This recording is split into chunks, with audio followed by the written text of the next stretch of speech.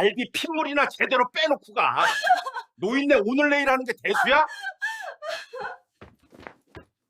친정 아버지가 위독하다며 울며 뛰쳐나가는 아내의 등 뒤로 남편이 던진 건 위로가 아닌 앞치마였습니다. 주제 파악 좀 해. 내가 나 없이 나가서 뭘 해먹고 살아? 당장 굶어 죽어. 이 여편네야. 25년 동안 밥 해주는 기계 취급을 당했던 아내. 그녀는 그날 핏물 뺀 갈비 대신 남편의 인생을 송두리째 도려내기로 결심합니다. 가장 믿었던 가족에게 배신당하고 빈털터리가 된 모녀의 처절한 반격. 그리고 1년 뒤, 제발 한 번만 봐줘. 내가 잘못했어. 거만했던 남편이 편의점 폐기 도시락을 주워 먹으며 전 아내의 사진 앞에서 피눈물을 흘리게 만든 아주 우아하고 잔혹한 복수극. 오늘의 사연 시작합니다. 거실을 가득 채운 예능 프로그램의 웃음소리가 유난히 거슬리는 오후였습니다. 저는 떨리는 손으로 전화기를 꽉 움켜쥐었습니다. 수화기 너머로 들려오는 간호사의 다급한 목소리가 제 심장을 쿵쿵 때리는 것만 같았거든요. 외할아버지의 바이탈 수치가 급격히 떨어지고 있다는 마음의 준비를 하라는 비보였습니다. 저는 부엌에서 저녁 준비를 하는 엄마 박명숙을 불렀습니다.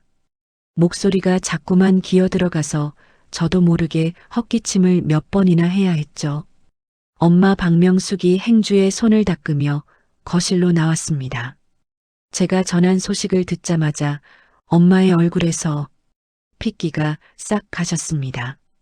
그 자리에 주저앉을 듯 휘청이는 엄마를 제가 겨우 부축했습니다. 그런데 소파에 누워 텔레비전을 보던 아빠 김상철은 고개도 돌리지 않았습니다. 그저 리모컨을 까딱거리며 킬킬거릴 뿐이었죠. 제가 울먹이며 외할아버지가 위독하시다고 다시 한번 크게 말했습니다. 그제야 아빠 김상철이 귀찮다는 듯 몸을 일으키며 말했습니다. 아이고, 노인네가 원래 오락가락하는 거지 뭘 그렇게 호들갑을 떨어. 주말엔 나도 좀 쉬자. 병원은 너희끼리 다녀오든가. 김상철이 다시 소파 쿠션에 머리를 파묻으며 텔레비전 볼륨을 높였습니다. 그 태연한 뒷모습을 보는데 뱃속 깊은 곳에서 뜨거운 것이 치밀어 올랐습니다. 엄마 박명숙은 입술을 꾹 깨물더니 안방으로 뛰어들어가 옷을 갈아입기 시작했습니다. 손이 어찌나 떨리는지 단추를 제대로 끼우지 못해 제가 대신 채워드려야 했습니다. 급하게 가방을 챙겨 현관을 나서려는데 김상철이 안방 문 앞에 삐딱하게 서서 우리를 내려다보았습니다. 김상철이 바지 주머니에서 꼬깃꼬깃한 메모지 한 장을 꺼내 엄마 박명숙의 가슴팍에 툭 던지며 말했습니다. 가는 건 좋은데 이거 잊지 마라. 다음 주 우리 엄마 팔순 잔치 메뉴다. 갈비찜은 질기지 않게 핏물 확실히 빼고 잡채는 불지 않게 당면 좋은 거로 써. 저는 최소 5가지는 해야 모양새 나는 거 알지? 바닥에 떨어진 메모지에는 깨알 같은 글씨로 음식 목록이 빼곡하게 적혀 있었습니다. 지금 친정 아버지가 죽느냐 사느냐 하는 마당에 시어머니 생신상 타령이라니요. 기가 막혀서 말이 나오지 않았습니다. 제가 메모지를 발로 뻥 차버리며 김상철에게 대들었습니다. 아빠, 지금 그게 할 소리야? 할아버지가 오늘 내일 하신다는데 고작 갈비 핏물 걱정이 돼? 사람이 어떻게 그래? 제가 악을 쓰며 김상철 앞으로 다가서자 김상철이 눈을 부라리며 손을 치켜들었습니다. 그때 엄마 박명숙이 제 팔을 낚아채며 뒤로 끌어당겼습니다. 엄마 박명숙이 떨고 있는 제 손을 꽉 잡으며 낮게 속삭였습니다. 지은아, 참아. 지금은 할아버지한테 가는 게 먼저야. 시간 낭비할 틈 없어. 엄마는 바닥에 떨어진 메모지를 줍지도 않고 저를 끌고 현관문을 나섰습니다. 엘리베이터를 기다리는 동안에도 김상철의 고함이 현관문 밖으로 새어나왔습니다. 어디 여자가 남편한테 눈을 동그랗게 뜨느냐는 둥, 가정교육을 잘못 시켰다는 둥 하는 헛소리들이었죠. 택시를 타고 병원으로 가는 내내 엄마는 차창 밖만 바라보았습니다. 유리창에 비친 엄마 눈가는 이미 붉게 짓물러 있었습니다. 병원에 도착해 중환자실 문을 열고 들어가자 소독약 냄새와 기계음이 우리를 맞이했습니다. 산소호흡기에 의지한 채 가쁜 숨을 몰아쉬는 외할아버지는 너무나 작고 초라해 보였습니다. 뼈만 남은 앙상한 손등에는 주사바늘 자국이 멍처럼 퍼져 있었죠. 엄마가 침대 곁으로 다가가 외할아버지의 손을 잡고 무너지듯 오열했습니다. 엄마가 외할아버지의 얼굴을 어루만지며 울음 섞인 목소리로 말했습니다. 아버지, 내가 너무 늦었지. 미안해요. 사는 게 바빠서 정말 사는 게 뭐라고 아버지 좋아하는 곰탕 한 그릇 못 사드리고 내가 불효녀야. 아버지, 눈 좀 떠봐요. 25년 동안 시댁 제사며 행사를 챙기느라 정작 친정 부모님 생신 때는 전화 한 통으로 때우기 일쑤였던 엄마였습니다. 그 죄책감이 얼마나 클지 짐작조차 가지 않아 저도 뒤에서 숨죽여 울었습니다. 그렇게 한참을 울고 있는데 엄마 휴대전화가 요란하게 울렸습니다. 발신자는 심어머니라고 저장된 친할머니였습니다. 엄마가 눈물을 훔치며 떨리는 목소리로 전화를 받았습니다. 네, 어머니. 전화기 너머로 친할머니의 쩌렁쩌렁한 목소리가 흘러나왔습니다. 스피커폰이 아닌데도 옆에 있는 제 귀에까지 들릴 정도였습니다. 친할머니가 혀를 차는 소리를 내며 말했습니다. 예, 사돈어른 위독한 건 안타깝다만 그렇다고 내 팔순 잔치를 망칠 수는 없지 않니? 집안의 경사인데 며느리가 얼굴 찌푸리고 있으면 손님들이 뭐라 하겠어. 적당히 하고 올라와서 음식 준비해라. 내 남편 굶기지 말고. 위로의 말은커녕 본인 생일잔치 걱정뿐인 그 말에 저는 피가 거꾸로 솟는 것 같았습니다. 엄마는 아무 대꾸도 하지 못한 채 전화기를 들고 멍하니 서 있었습니다. 전화가 끊어지기가 무섭게 이번에는 김상철에게서 전화가 걸려왔습니다. 엄마 박명숙이 힘없는 손으로 통화 버튼을 눌렀습니다. 김상철이 짜증 섞인 목소리로 소리쳤습니다. 거기 있어봤자 당신이 의사도 아니고 할 거 없잖아. 당장 올라와서 갈비 핏물부터 빼. 내일 모레가 잔치인데 고기 안 재우면 맛 안 든다고 했지? 그리고 나 배고프니까 올 때 설렁탕 하나 포장해 오고.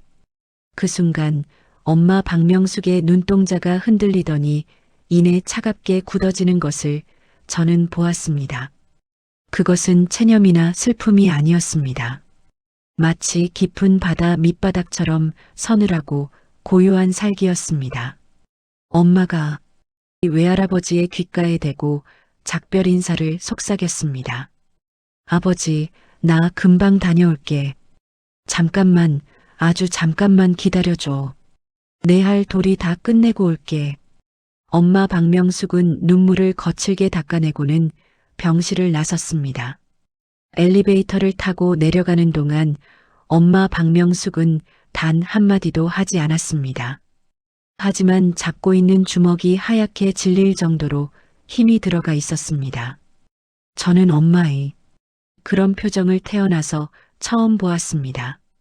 집에 도착하니 거실 불은 환하게 켜져 있고 김상철은 여전히 소파와 한 몸이 되어 있었습니다. 배달시킨 치킨 뼈다귀가 테이블 위에 어지럽게 널려 있었죠. 우리가 들어오는 소리에도 김상철은 쳐다보지도 않고 시선은 텔레비전에 고정한 채 말했습니다. 왔어? 설렁탕은? 빈손이야? 남자가 처가에 너무 자주 가면 기가 죽는다는 옛말 틀린 거 하나 없다니까. 얼른 밥이나 차려. 엄마 박명숙은 대꾸하지 않았습니다. 신발을 벗는 동작조차 평소와 달리 절도 있고 무거웠습니다. 엄마 박명숙은 곧장 부엌으로 걸어가 앞치마를 둘렀습니다. 그리고는 칼꽂이에서 가장 큰 식칼을 꺼내 들었습니다. 쉭.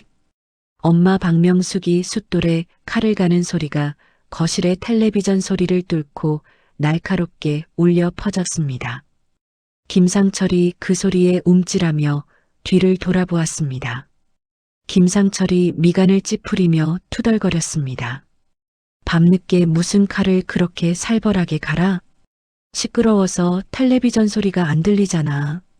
하지만 엄마 박명숙은 들리지 않는다는 듯 묵묵히 칼날을 세웠습니다.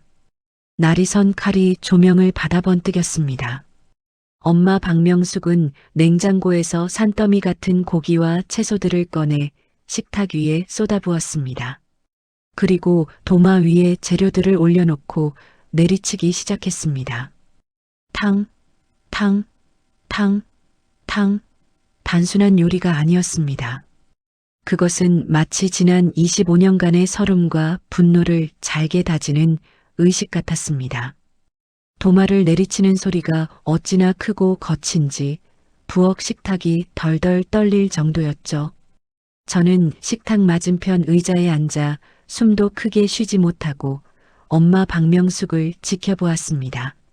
물을 써는 엄마 손등 위로 굵은 핏줄이 도드라졌습니다. 대파를 다지는 칼 끝에는 망설임이 없었습니다. 김상철은 부엌에서 들려오는 살벌한 소음에 기가 죽었는지 슬그머니 안방으로 들어가 버렸습니다. 시간은 흘러 어느덧 새벽이 되었습니다. 부엌 한 구석에는 엄마 박명숙이 밤새 만든 전과 갈비찜, 잡채가 산처럼 쌓여 있었습니다. 고소한 기름 냄새가 진동했지만 그 냄새가 역하게 느껴질 만큼 집안 공기는 차가웠습니다. 엄마 박명숙이 퉁퉁 부은 손으로 마지막 전을 부쳐 접시에 담았습니다. 그리고는 싱크대에 물을 틀어 거칠게 손을 씻었습니다. 물이 튀어 옷이 젖는 것도 아랑곳하지 않았습니다. 엄마 박명숙은 식탁 의자에 힘없이 주저앉아 자신이 밤새 차린 음식들을 멍하니 바라보았습니다. 창밖으로 푸르스름한 새벽빛이 스며들어 박명숙의 지친 얼굴을 비추었습니다. 엄마 박명숙이 품 안에서 외할아버지와 찍은 낡은 사진 한 장을 꺼냈습니다. 사진 속 젊은 외할아버지는 환하게 웃고 있었지만 지금 병상에 누워 계신 모습과 겹쳐져 제 마음을 아프게 했습니다. 엄마 박명숙이 사진을 손가락으로 쓸어내리며 나지막이 하지만 아주 또렷하게 말했습니다. 이번이 마지막이다. 내 손으로 차리는 당신 집안 잔치상. 이게 정말 마지막이야. 그 목소리에는 더 이상의 미련도 망설임도 없었습니다. 폭풍전야의 고요함처럼 박명숙의 결심은 단단하게 굳어지고 있었습니다. 저는 엄마의 어깨를 감싸 안으며 다가올 아침이 결코 평범하지 않을 것임을 직감했습니다. 잔치 당일 아침 집안은 일찍부터 분주했습니다. 시댁 친척들이 하나둘 도착해 거실을 가득 메웠기 때문이죠. 현관문이 열릴 때마다 왁자지껄한 소음이 밀려 들어왔습니다. 고모와 작은아빠 내외는 신발도 벗기 전에 음식 냄새부터 맡았습니다. 고모가 식탁 위에 차려진 음식들을 젓가락으로 콕콕 찔러보며 입을 열었습니다. 올케, 잡채 색깔이 왜 이래? 간장 좀 더 넣지. 허옇게 멀게서 맛없어 보이잖아. 그리고 저는 식었는데 좀 데워오지 그랬어? 작은아빠는 갈비찜 하나를 집어먹더니 쩝쩝거리며 거들었습니다. 형수님, 고기가 좀 질긴데요? 핏물 덜 뺐나 봐요. 우리 어머니 팔순 잔치인데 신경 좀 더 쓰시지. 밤새 뜬 눈으로 음식을 준비한 엄마 박명숙에게 수고했다는 말 한마디 건네는 사람은 아무도 없었습니다. 오히려 마치 식당에 온 손님처럼 품평회를 늘어놓을 뿐이었죠. 엄마 박명숙은 부엌 구석에서 묵묵히 국을 퍼나르고 있었습니다. 눈밑이 퀭하고 입술은 바짝 말라 있었지만 누구 하나 엄마의 안색을 살피지 않았습니다. 그때 김상철이 안방에서 말끔하게 정장을 차려입고 나왔습니다. 머리에 기름까지 바르고 한껏 멋을 낸 모습이었습니다. 친척들이 김상철을 보자마자 역시 맏형이라 다르다, 오늘따라 훤하다며 칭찬을 쏟아냈습니다. 김상철은 그 칭찬이 당연하다는 듯 어깨를 으스대며 거실 한가운데 섰습니다. 김상철이 뒷짐을 지고 부엌 쪽을 향해 소리쳤습니다. 여보, 여기 물 좀 가져와. 손님들 목 타시잖아. 그리고 과일은 언제 깎을 거야? 동작 좀 빨리빨리 해. 마치 하녀 부리듯 떵떵거리는 김상철의 태도에 저는 주먹이 절로 쥐어졌습니다. 제가 나서서 쏘아붙이려는데 엄마가 쟁반에 물잔을 받쳐들고 나왔습니다. 엄마 표정은 마치 가면을 쓴 듯 아무런 감정이 없어 보였습니다. 잔치 분위기가 무르익어갈 무렵 제 주머니 속 휴대전화가 진동했습니다. 화면에 뜬 병원이라는 두 글자를 보자 심장이 덜컥 내려앉았습니다. 떨리는 손으로 전화를 받았습니다. 수화기 너머로 의사의 건조한 사망 선고가 들려왔습니다. 저는 바닥에 주저앉으며 울음을 터뜨렸습니다. 순식간에 잔치상 위로 무거운 침묵이 내려앉았습니다. 할아버지, 돌아가셨대요. 제 울음 섞인 목소리에 엄마는 들고 있던 국자를 떨어뜨렸습니다. 쨍그랑 하는 소리가 날카롭게 정적을 갈랐습니다. 엄마 박명숙은 비틀거리며 앞치마 끈을 풀었습니다. 그리고는 쉰 목소리로 말했습니다. 나 가야겠다. 우리 아버지한테 가야겠어. 엄마 박명숙이 현관을 향해 발걸음을 옮기자 김상철이 쏜살같이 달려와 앞을 가로막았습니다. 김상철이 양팔을 벌려 현관문을 막아선 채 인상을 찌푸리며 말했습니다. 지금 어딜 가? 손님들 다 와 계신데. 잔칫날에 초상집 가는 거 아니야. 부정 탄다고. 나중에 손님들 다 가시면 그때 가도 늦지 않잖아. 그 말은 엄마 박명숙이 겨우 붙잡고 있던 이성의 끈을 툭 끊어버렸습니다. 엄마 박명숙의 눈에서 시뻘건 불길이 일었습니다. 엄마 박명숙이 식탁으로 성큼성큼 걸어가더니 김상철이 제일 좋아하던 갈비찜 접시를 집어들었습니다. 그리고는 바닥을 향해 힘껏 내동댕이 쳤습니다. 와장창 접시가 산산조각이 나고 갈비찜 국물이 사방으로 튀었습니다.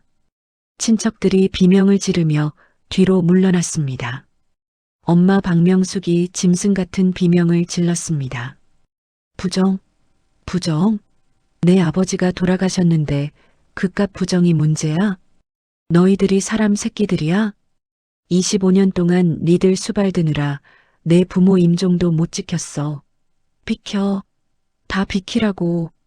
엄마 박명숙의 서슬 퍼런 일갈에 거실은 찬물을 끼얹은 듯 조용해졌습니다. 하지만 김상철은 자신의 체면이 구겨졌다는 사실에만 분노했습니다. 김상철의 얼굴이 불그락푸르락해지더니 손을 번쩍 치켜들었습니다. 김상철이 씩씩거리며 소리쳤습니다. 이 여편네가 미쳤나? 어디서 감히 행패야? 김상철의 손바닥이 엄마 박명숙의 뺨을 향해 날아오는 순간 제가 휴대전화 카메라를 켜고 달려들었습니다. 제가 김상철 앞을 막아서며 카메라 렌즈를 들이밀었습니다. 때려봐.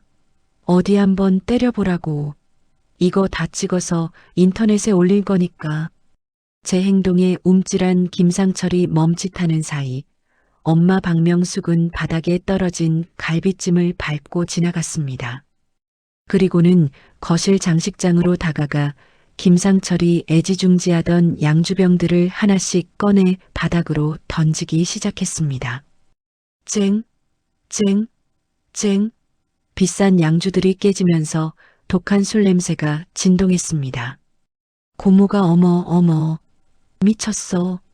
오빠, 저거 안 말리고 뭐해? 하며 발을 동동 구르자 엄마 박명숙이 깨진 유리 조각 하나를 집어들고 그들을 노려보았습니다. 더 떠들어봐. 이 집안 다 박살 내버리기 전에 비키라고. 살기 등등한 엄마 박명숙의 눈빛에 질린 친척들은 홍해 갈라지듯 길을 텄습니다. 난장판이 된 거실 한가운데서 엄마 박명숙은 저의 손을 꽉 잡고 현관문을 박차고 나갔습니다. 엘리베이터를 기다릴 새도 없이 계단을 뛰어내려왔습니다. 택시를 잡고 장례식장으로 향하는 차 안에서 엄마 박명숙은 소리 없이 눈물만 흘렸습니다. 그 눈물은 슬픔이라기보다는 한 맺힌 피눈물 같았습니다. 장례식장은 무거웠습니다. 엄마 박명숙은 상복으로 갈아입고 영정사진 앞에 엎드려 통곡했습니다. 장례가 치러지는 3일 내내 김상철은 코빼기도 비치지 않았습니다. 친척들이나 지인들이 사위는 어디 갔느냐고 물을 때마다 엄마 박명숙은 입술을 깨물며 고개를 저었습니다. 저는 그런 엄마 박명숙을 보며 김상철에 대한 증오심을 키웠습니다. 발인 날 아침 장지로 떠날 채비를 하는데 입구 쪽이 소란스러워졌습니다. 술 냄새를 풍기며 김상철이 비틀거리며 들어왔습니다. 넥타이는 풀어 헤쳐져 있고 셔츠에는 음식 국물이 묻어 있었습니다. 김상철이 조문객들이 보는 앞에서 큰 소리로 떠들기 시작했습니다. 아이고, 장인어른, 가시는 길 편안하십니까? 사위가 좀 늦었습니다. 아니, 근데 마누라는 남편이 왔는데 물도 안 떠오고 뭐 하는 거야? 여자가 독해서 남편 기를 죽인다더니 딱 그 꼴이네. 술주정을 부리는 김상철을 보고 외삼촌이 달려와 멱살을 잡았습니다. 장례식장은 순식간에 아수라장이 되었습니다. 김상철은 외삼촌을 밀치며 바닥에 뒹굴었고 내가 누군 줄 알아? 하며 고래고래 소리를 질렀습니다. 엄마 박명숙은 그 추태를 싸늘한 눈으로 내려다보았습니다. 더 이상 실망할 감정조차 남아있지 않은 듯 했습니다. 엄마 박명숙이 조용히 경호업체 직원을 불러 김상철을 끌어내라고 지시했습니다. 김상철이 질질 끌려나가며 욕설을 퍼붓는 동안 엄마 박명숙은 뒤도 돌아보지 않았습니다. 화장터의 뜨거운 불길 속으로 외할아버지의 관이 들어가는 순간 엄마 박명숙은 오열하던 것을 멈추고 입을 굳게 다물었습니다. 한 줌의 재가 된 외할아버지를 유골함에 담아 가슴에 품은 엄마 돌아오는 차 안에서 창밖을 응시하며 건조하고 메마른 목소리로 말했습니다. 지은아, 네 엄마, 집에 가서 짐 싸자. 그 짧은 한마디에 모든 것이 담겨 있었습니다. 엄마 박명숙의 눈은 더 이상 흔들리지 않았습니다. 그것은 단순한 이혼 통보가 아니었습니다. 자신의 인생을 좀먹던 썩은 부위를 도려내겠다는 생존을 위한 선전포고였습니다. 장례를 치르고 일주일이 지난 거실은 폭풍이 휩쓸고 간 자리처럼 황량했습니다. 엄마 박명숙은 식탁 위에 이혼 서류 봉투를 내려놓았습니다. 마치 시한폭탄이라도 되는 양 봉투가 놓이자마자 공기가 무겁게 가라앉았죠. 소파에 비스듬히 누워 발톱을 깎고 있던 김상철이 곁눈질로 봉투를 힐끔거렸습니다. 김상철이 콧방귀를 뀌며 발톱깎이를 탁자에 던지듯 내려놓고 말했습니다. 이게 뭐야? 이혼? 장인어른 돌아가시고 나니까 이제 눈에 뵈는 게 없나 보지? 내가 지금 제정신이야?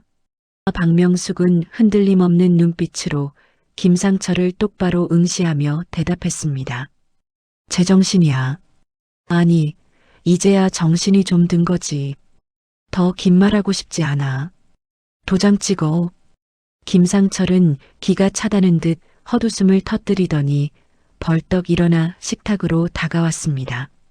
그리고는 이혼 서류를 거칠게 낚아채어 눈앞에서 쫙쫙 찢어발기기 시작했습니다.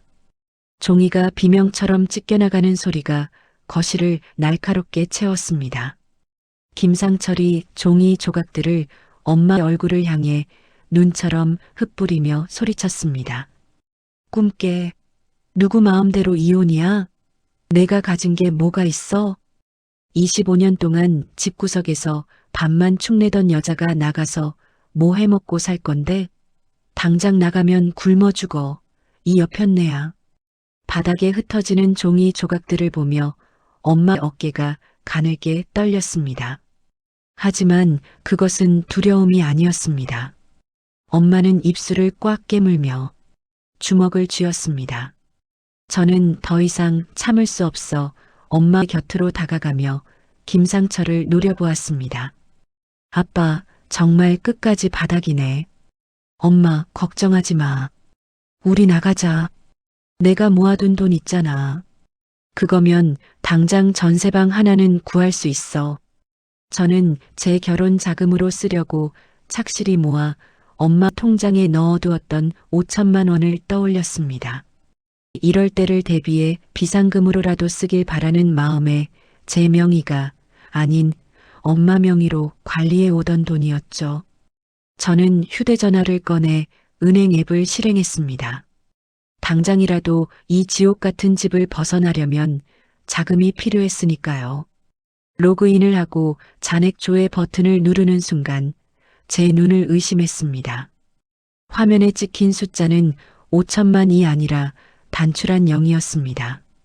숨이 턱 막혀오며 손이 덜덜 떨리기 시작했습니다. 제가 비명을 지르듯 외쳤습니다. 엄마, 통장이 비었어. 잔액이 0원이야. 이게 어떻게 된 거야? 엄마 박명숙이 놀란 토끼 눈을 하고 제 휴대전화를 낚아챘습니다. 화면을 확인한 엄마의 얼굴이 백지장처럼 하얗게 질렸습니다. 우리는 급히 거래 내역을 조회했습니다. 불과 3일 전 새벽 3시에 5천만 원 전액이 누군가에게 이체된 기록이 선명하게 찍혀 있었습니다.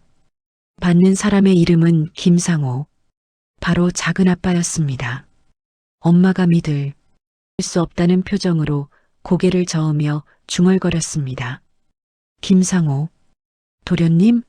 아니, 이 새벽에 내가 보낸 적이 없는데. 이게 무슨... 그때 등 뒤에서 김상철의 뻔뻔한 목소리가 들려왔습니다. 김상철이 냉장고에서 물병을 꺼내 마시며 아무렇지 않게 말했습니다. 아, 그거 내가 좀 썼다. 그 말에 저와 엄마는 동시에 김상철을 돌아보았습니다.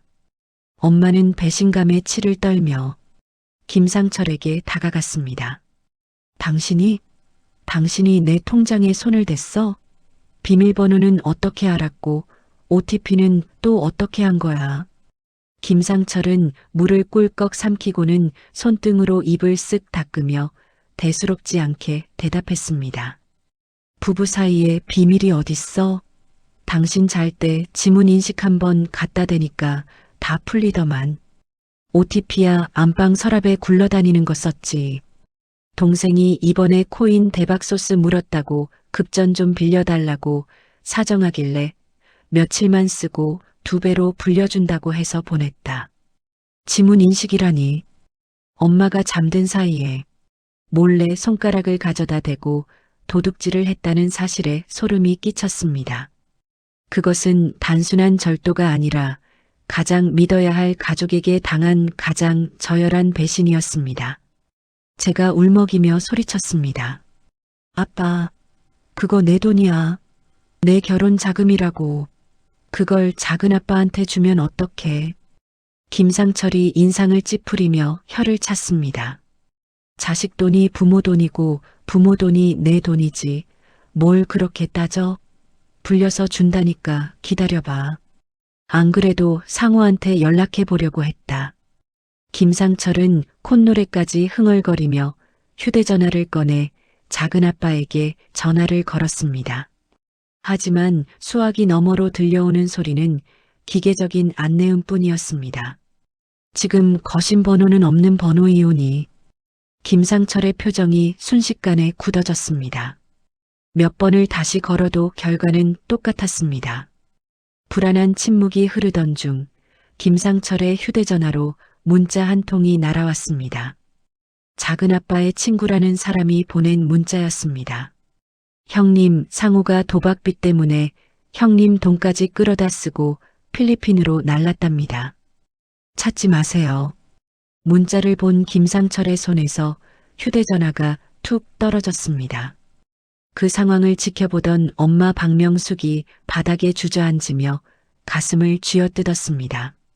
내 결혼 자금이자 유일한 희망이었던 돈이 공중분해된 것입니다. 엄마가 쉰 목소리로 절규했습니다. 내 돈, 내 딸 돈 내놔. 이 도둑놈아. 어떻게 내가 나한테 이래. 하지만 김상철은 미안해하는 기색은커녕 오히려 씩씩거리며 소리를 질렀습니다. 아니, 나도 속은 건데 왜 나한테 난리야. 가족끼리 돈 좀 쓴 거 가지고 경찰에 신고라도 할 거야? 어차피 잃어버린 돈 잊어버리고 밥이나 차려. 그 적반하장의 태도가 엄마 박명숙의 마지막 이성 스위치를 눌러버렸습니다. 엄마 박명숙이 벌떡 일어났습니다. 그 눈빛은 사람이 아니라 분노 그 자체였습니다. 엄마 박명숙이 부엌으로 달려가 공구함에서 망치를 꺼내 들었습니다. 그리고는 거실 장식장으로 성큼성큼 걸어갔습니다. 그곳에는 김상철이 수천만 원을 들여 모은 수석돌 컬렉션이 전시되어 있었습니다. 평소 우리 모녀에게는 생활비 한 푼 아까워하면서 이 돌덩이들에는 아낌없이 돈을 쏟아부었죠. 하지마. 박명숙, 너 미쳤어? 그거 건드리면 죽여버린다. 김상철이 기겁하며 달려왔지만 이미 늦었습니다. 엄마가 망치를 높이 치켜들었다가 수석을 향해 힘껏 내리찍었습니다. 쾅! 검은 돌이 산산조각이 나며 파편이 사방으로 튀었습니다. 김상철의 비명과 돌 깨지는 소리가 뒤섞였습니다. 엄마 박명숙은 멈추지 않았습니다. 쾅! 쾅! 쾅! 하나, 둘, 셋. 김상철의 분신과도 같은 수석들이 가루가 되어갔습니다. 내 딸 돈 내놔. 내 청춘 내놔. 이 돌덩이만도 못한 인간아. 엄마 박명숙이 울부짖으며 망치질을 멈추지 않자 김상철이 엄마 박명숙을 말리려다 튀어오른 날카로운 돌 파편의 손등을 베었습니다. 피가 뚝뚝 떨어지자 김상철이 겁에 질려 뒤로 물러나며 소리쳤습니다. 아, 피, 너 지금 남편을 쳤어? 이거 살인 미수야. 경찰 불러. 엄마 박명숙은 망치를 든 채 김상철을 돌아보았습니다. 헝클어진 머리카락 사이로 보이는 엄마 박명숙의 눈은 이미 공포를 넘어선 광기로 번들거리고 있었습니다. 엄마가 깨진 돌 조각 하나를 발로 차며 차갑게 내뱉었습니다. 불러. 당장 불러. 경찰 오면 내가 내 돈 훔쳐간 것부터 자수해야 할 거야. 내 딸 돈 내놓기 전엔 나도 여기서 한 발자국도 안 나가. 아니 못 나가. 김상철은 엄마 박명숙의 기세에 눌려 옴짝달싹도 하지 못했습니다. 하지만 엄마는 더 이상 이 집에 미련이 없다는 듯 망치를 바닥에 던져버렸습니다. 그리고는 거친 숨을 몰아쉬며 저를 바라보았습니다. 지은아, 가자. 이딴 집구석 미련 갖지 말고 나가자. 엄마 박명숙은 안방으로 들어가 당장 입을 옷까지 몇 개만 쇼핑백에 쑤셔 담았습니다. 저도 제 방에서 가방 하나를 챙겨 나왔습니다. 현관을 나서기 전 엄마 박명숙은 피를 흘리며 멍하니 서 있는 김상철을 향해 마지막 경고를 날렸습니다.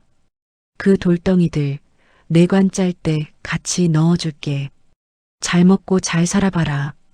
쾅! 현관문이 닫히는 소리가 아파트 복도를 울렸습니다. 우리는 엘리베이터도 타지 않고 계단을 통해 밖으로 나왔습니다. 차가운 밤 공기가 뜨거워진 얼굴을 식혀주었지만 막막함은 가슴을 짓눌렀습니다. 갈 곳도 돈도 없는 빈털터리 신세. 화려한 도시의 불빛 속에서 우리 모녀는 갈 곳 잃은 낙엽처럼 거리를 배회했습니다. 엄마가 제 손을 꼭 잡았습니다. 그 손은 얼음장처럼 차가웠지만 맞잡은 힘만큼은 어느 때보다 강했습니다. 저는 엄마의 손을 더 꽉 쥐며 이 어둠 끝에 반드시 빛이 있을 것이라 스스로를 다독였습니다. 하지만 당장 오늘 밤 몸을 누일 곳조차 없다는 현실이 뼈저리게 다가왔습니다. 낡은 모텔방의 공기는 눅눅하고 무거웠습니다. 우리가 가진 돈으로 구할 수 있는 방은 햇빛 한 줌 들어오지 않는 곰팡이 냄새가 밴 달방뿐이었습니다. 저는 낮에는 회사에서 눈치를 보며 일하고 퇴근 후에는 편의점 야간 아르바이트를 뛰어야 했습니다. 편의점 폐기 도시락 2개를 들고 모텔방 문을 열 때마다 제 가슴은 납덩이처럼 무거웠습니다. 엄마는 며칠째 이불을 뒤집어 쓴 채 돌아눕지 않았습니다. 식탁 위에 차려놓은 도시락은 손도 대지 않아 말라 비틀어져 있기 일쑤였죠.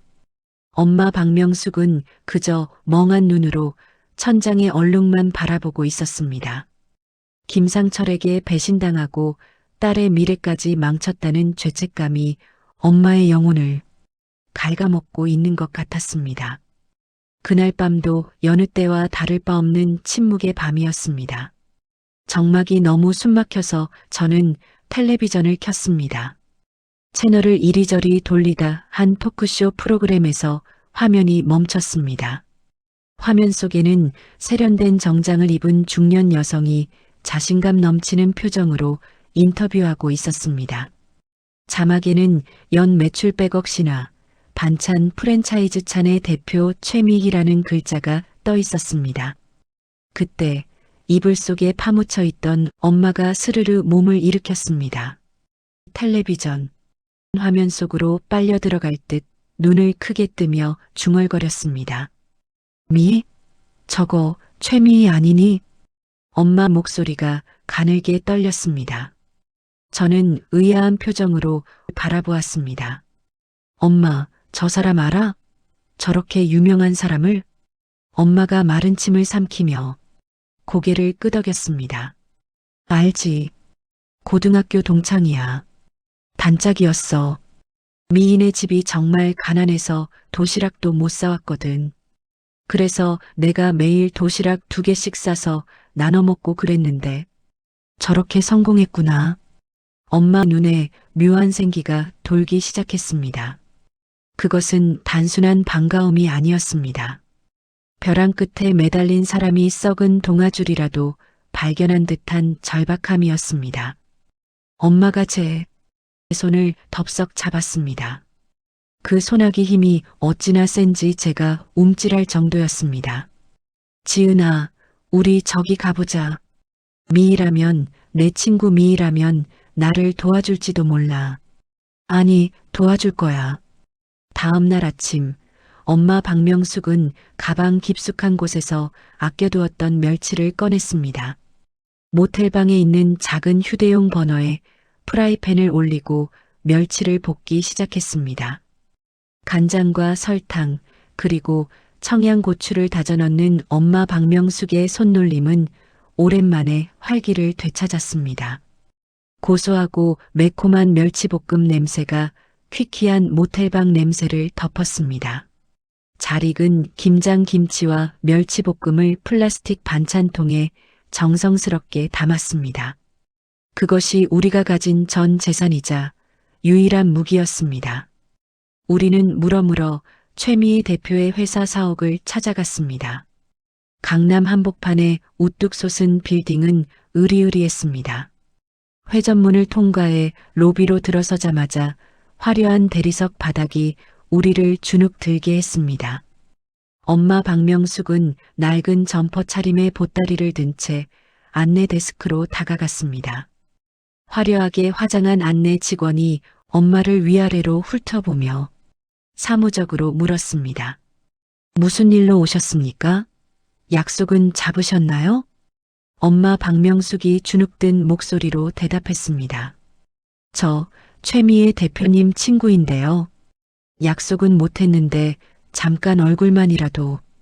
직원은 콧방귀를 뀌며 차갑게 잘라 말했습니다. 대표님 친구분이라는 분들이 하루에도 10명은 찾아오세요.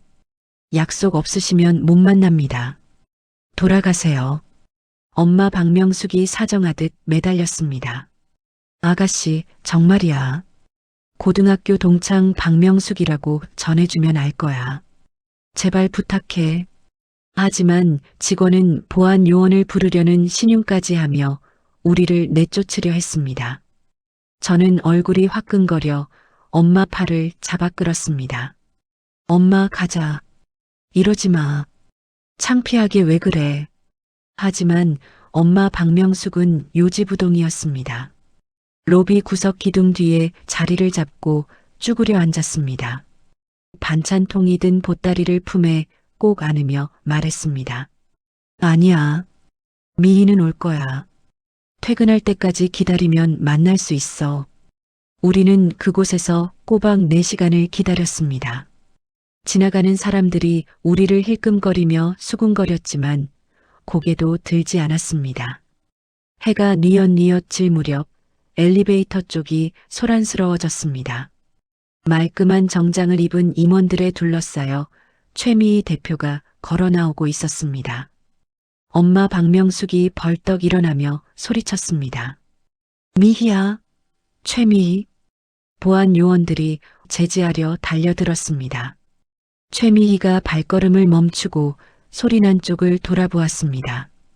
초라한 행색의 엄마 박명숙과 눈이 마주친 순간 최미희의 눈이 커졌습니다. 최미희가 손을 들어보안 요원들을 물리치고 천천히 다가왔습니다. 화려한 대표님과 낡은 점퍼를 입은 아줌마의 대면이었습니다. 최미희가 믿기지 않는다는 표정으로 입을 열었습니다. 너, 명숙이니? 박명숙 맞아? 엄마 박명숙의 눈에서 참았던 눈물이 터져 나왔습니다. 고개를 끄덕이며 품에 안고 있던 보따리를 내밀었습니다. 우리는 회사 근처의 조용한 카페로 자리를 옮겼습니다. 최미희는 비서들을 물리고 엄마와 마주 앉았습니다. 엄마는 구구절절 신세 한탄을 늘어놓는 대신 반찬통 뚜껑을 열었습니다. 매콤한 멸치 냄새가 카페 안에 퍼졌습니다. 엄마는 떨리는 목소리로 말했습니다. 미희야, 나 돈 빌리러 온 거 아니야. 그냥 내가 밥은 잘 먹고 다니나 해서. 너 학교 다닐 때 내 멸치볶음 좋아했잖아. 이거 먹어보라고 가져왔어. 최미희는 말없이 젓가락을 들어 멸치볶음을 집어 입에 넣었습니다. 오독오독 씹히는 소리와 함께 최미희의 눈가가 붉어졌습니다. 최미희가 김치까지 맛보고 나서 냅킨으로 입을 닦으며 말했습니다. 명수가 맛이 그대로네. 아니, 더 깊어졌어. 옛날에 우리 엄마가 해주던 맛보다 내가 해준 게 더 맛있었는데. 엄마 박명숙이 긴장된 표정으로 최미희를 바라보았습니다. 최미희는 잠시 침묵하더니 명함을 꺼내 엄마 앞에 내려놓았습니다. 하지만 최미희의 입에서 나온 말은 우리가 기대했던 드라마틱한 구원과는 조금 달랐습니다. 명수가 솔직히 말할게. 우리 회사는 공채 시스템이 있어서 내가 꽂아주는 건 안 돼. 직원들이 납득 못해. 엄마의 어깨가 축 처졌습니다. 하지만 최미희의 말은 거기서 끝이 아니었습니다. 대신 기회는 줄 수 있어. 다음 달에 백화점에서 팝업 스토어를 여는데 거기 들어갈 신메뉴 개발팀에 자리가 하나 비었어. 내가 거기 들어와서 실력으로 증명해봐. 이 멸치볶음 맛이라면 충분히 승산 있어. 할 수 있겠어? 그것은 동정이 아닌 정당한 도전의 기회였습니다. 엄마의 눈빛이 달라졌습니다. 주먹을 불끈 쥐며 대답했습니다. 할게. 무조건 할게. 나 목숨 걸고 할 거야. 그날부터 우리의 생활은 180도 바뀌었습니다. 최미희의 배려로 회사 근처 고시원으로 거처를 옮긴 엄마는 밤낮 없이 메뉴 개발에 매달렸습니다. 좁은 고시원 공용 주방에서 땀을 뻘뻘 흘리며 양념 비율을 연구하는 엄마의 뒷모습은 더 이상 초라해 보이지 않았습니다. 저는 그런 엄마의 모습을 휴대전화로 촬영했습니다. 계량컵 대신 밥그릇으로 툭툭 양념을 넣는 모습, 맛을 보며 고개를 끄덕이는 생생한 표정들을 영상에 담았습니다. 저는 밤새 영상을 편집해 엄마의 집밥 50대의 재도전이라는 제목으로 유튜브에 올렸습니다. 반응은 폭발적이었습니다. 우리 엄마 생각난다. 손놀림이 예사롭지 않다. 저 반찬 어디서 살 수 있냐는 댓글이 수천 개씩 달렸습니다. 알고리즘의 축복을 받은 영상은 순식간에 조회수 100만 회를 돌파했습니다. 최미희 대표도 회의 시간에 제 영상을 띄워놓고 이게 바로 스토리텔링이라며 극찬했다고 했습니다. 그리고 드디어 대망의 팝업 스토어 오픈 날이 다가왔습니다. 백화점 지하식품관은 오픈 전부터 사람들로 북적였습니다. 엄마 박명숙은 하얀 조리복을 입고 긴장된 표정으로 매대에 섰습니다. 명숙네 부엌이라는 간판 아래 엄마 박명숙이 밤새 만든 반찬들이 진열되었습니다. 백화점 문이 열리자마자 사람들이 우리 매장으로 몰려들었습니다. 유튜브를 보고 찾아온 구독자들부터 냄새에 이끌려온 주부들까지 줄이 끝이 보이지 않았습니다. 여기 멸치볶음 5팩 주세요. 김치는 1인당 몇 개까지 살 수 있나요? 엄마의 손이 보이지 않을 정도로 바쁘게 움직였습니다. 손님들에게 맛 좀 보세요 하며 시식용 반찬을 건넸고 맛을 본 사람들은 엄지를 치켜 세우며 장바구니에 반찬을 쓸어 담았습니다. 준비한 물량은 오픈 2시간 만에 전량 매진되었습니다.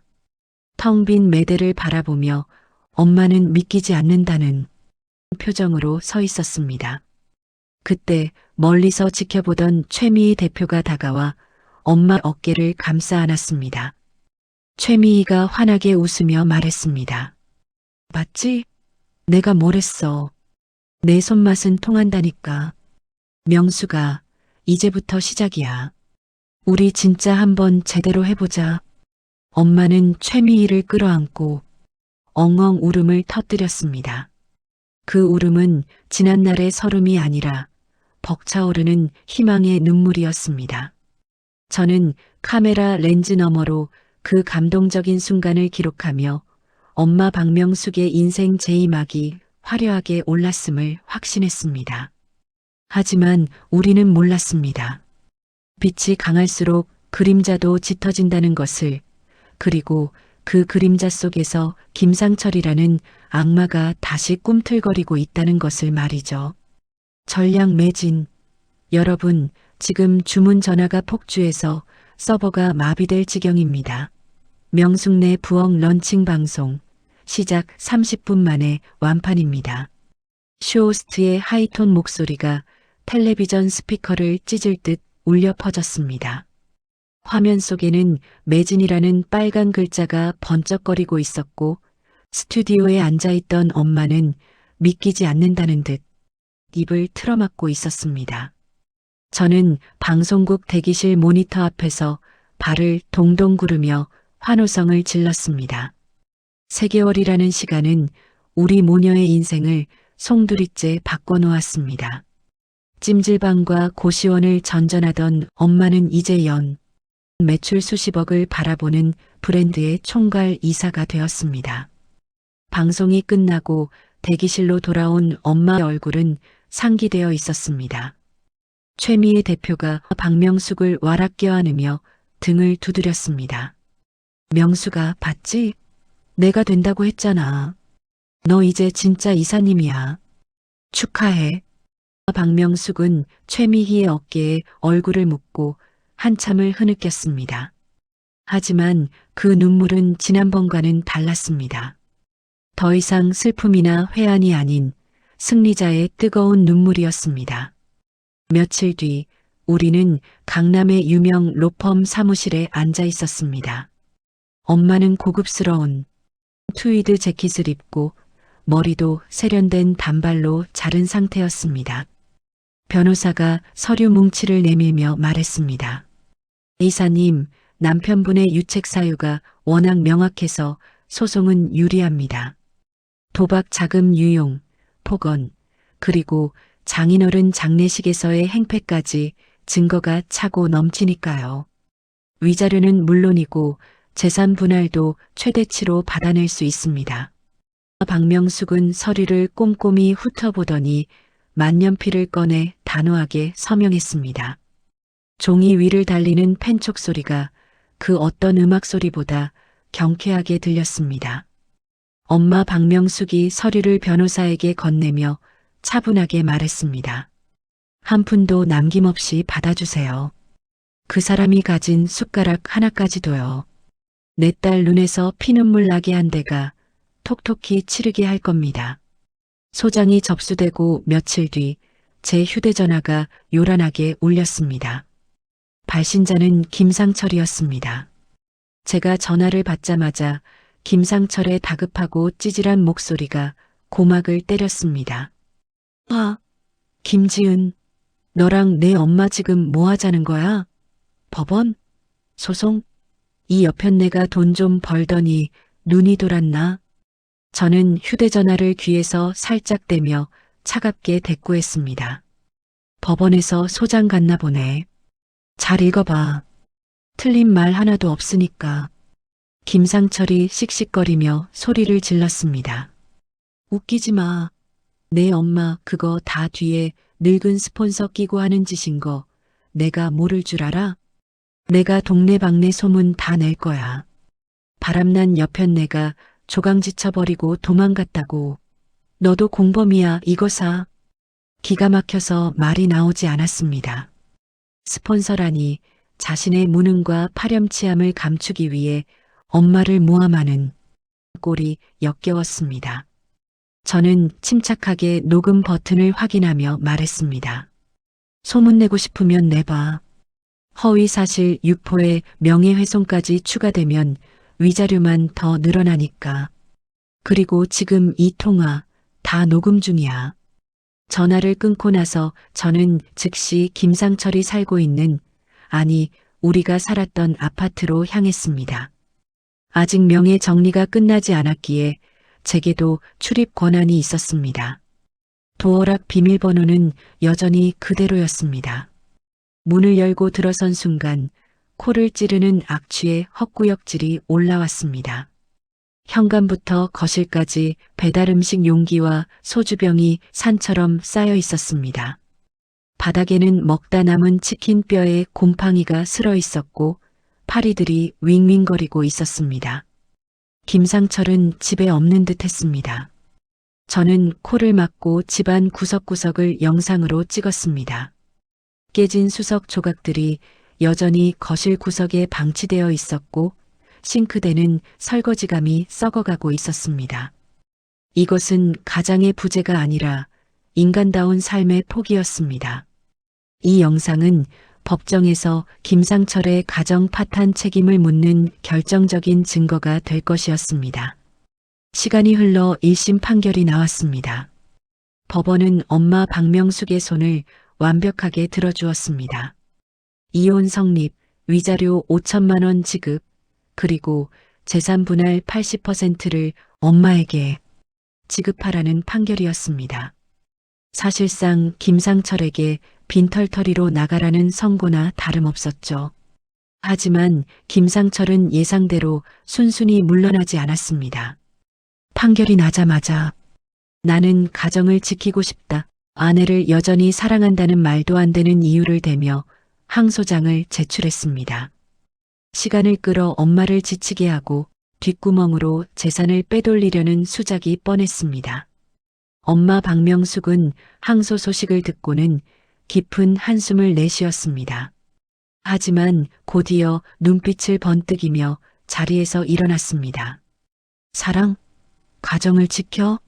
기가 차서 말이 안 나오네. 지은아, 오늘 저녁에 시간 좀 비워라. 아빠 만나러 가야겠다. 우리는 김상철이 매일 저녁 죽치고 앉아있다는 기사식당으로 향했습니다. 엄마는 일부러 가장 비싸고 화려한 정장을 입었습니다. 손목에는 명품 시계를 차고 어깨에는 최미희 대표가 선물한 가방을 맸습니다. 식당 문을 열고 들어가자 구석 테이블에서 김상철의 목소리가 쩌렁쩌렁 울리고 있었습니다. 김상철은 동네 친구들을 모아놓고 소주잔을 기울이며 허세를 부리고 있었습니다. 야, 니들 내 마누라 알지? 텔레비전에 나오는 박이사. 그 사람이 요새 돈을 긁어 모으잖아. 내가 사업 자금 다 대줘서 성공한 거야. 여자는 남자를 잘 만나야 한다니까. 친구들이 부러운 눈빛으로 상철이 형님 대단하십니다. 형수님이 그렇게 잘 나간다면서요. 하며 맞장구를 치고 있었습니다. 김상철은 기분이 좋은지 침을 튀기며 말을 이었습니다. 아, 그럼 내 말 한마디면 꼼짝도 못해. 며칠 전에도 나한테 차 한 대 뽑아준다고. 그때 또각또각 구두 굽소리가 식당 안의 소음을 뚫고 들려왔습니다. 엄마가 김상철의 테이블 앞으로 걸어가 섰습니다. 식당 안에 있던 사람들의 시선이 일제히 엄마 박명숙에게 꽂혔습니다. 텔레비전에서 보던 그 우아한 자태 그대로였으니까요. 김상철은 입에 물고 있던 쌈을 떨어뜨리며 눈을 동그랗게 떴습니다. 여보, 당신이 여기 웬일이야? 김상철이 당황하며 일어나려 하자 엄마 박명숙은 손짓으로 그를 제지했습니다. 그리고는 가방에서 서류 봉투 하나를 꺼내 테이블 위에 탁 하고 내려놓았습니다. 1심 판결문이었습니다. 엄마 박명숙이 싸늘한 미소를 지으며 입을 열었습니다. 차를 뽑아줘? 당신 아직도 꿈속에 사나 보네. 이거 보여주러 왔어. 친구분들도 같이 보세요. 김상철 씨가 얼마나 대단한 남편인지. 김상철이 허겁지겁 봉투를 낚아채려 했지만 엄마 박명숙이 한 발 빨랐습니다. 엄마 박명숙이 판결문 첫 장을 펼쳐 김상철의 얼굴 앞에 들이밀었습니다. 법원에서 당신 보고 나가래. 위자료 5천, 재산 분할 80%, 그리고 당신이 훔쳐간 내 딸 돈 5천만 원에 대한 이자까지. 항소? 해봐. 할수록 당신 빚만 늘어날 테니까. 김상철의 얼굴이 홍당무처럼 붉어졌습니다. 친구들이 판결문 내용을 힐끔거리지 웅성거리기 시작했습니다. 뭐야, 상철이 형 이혼당한 거야? 딸 돈을 훔쳤다니 그게 무슨 소리야? 망신살이 뻗친 김상철이 테이블을 쾅 내리치며 소리쳤습니다. 이 여편네가 미쳤나? 어디 남편 기를 죽이려고 여기까지 와서 행패야. 내가 널 어떻게 키웠는데 내가 먹고 입고 쓴 돈이 얼만지 알아? 엄마는 눈 하나 깜짝하지 않고 차갑게 받아쳤습니다. 목소리는 낮았지만 식당 안의 모든 사람이 들을 수 있을 만큼 또렷했습니다. 키워. 당신이 날게 돼지 취급한 건 아니고 당신이 쓴 돈? 좋아, 계산해보자. 25년 파출부 월급, 제사상 차린 노동비, 당신 뒤치다꺼리한 간병비. 다 청구해줄까? 그거 다 합치면 당신 콩팥 하나 팔아도 모자라. 엄마의 팩트 폭격에 김상철은 말문이 막혀 뻐끔거렸습니다. 주변 사람들이 킥킥거리는 소리가 들려왔습니다. 궁지에 몰린 김상철은 결국 이성을 잃고 말았습니다. 김상철이 씩씩거리며 식탁을 엎어버렸습니다. 와장창 뚝배기가 깨지고 뜨거운 국물이 사방으로 튀었습니다. 친구들이 비명을 지르며 옷을 털었습니다. 에이씨, 다 필요 없어. 내가 이혼해 줄 것 같아? 절대 안 해. 너 말려 죽일 거야. 평생 내 마누라로 살다가 내 제사상이나 차려. 김상철이 악을 쓰며 난동을 부리자 식당 주인이 달려나와 경찰을 부르겠다고 소리쳤습니다. 엄마 박명숙은 난장판이 된 바닥을 굽있는 구두로 또각또각 밟으며 김상철에게 다가갔습니다. 그리고는 김상철의 귓가에 대고 나지막이 속삭였습니다. 꿈깨. 당신 제사상은 고사하고 당신 장례식장에도 안 갈 거니까. 항소 취하 안 하면 다음엔 압류 딱지 들고 찾아올게.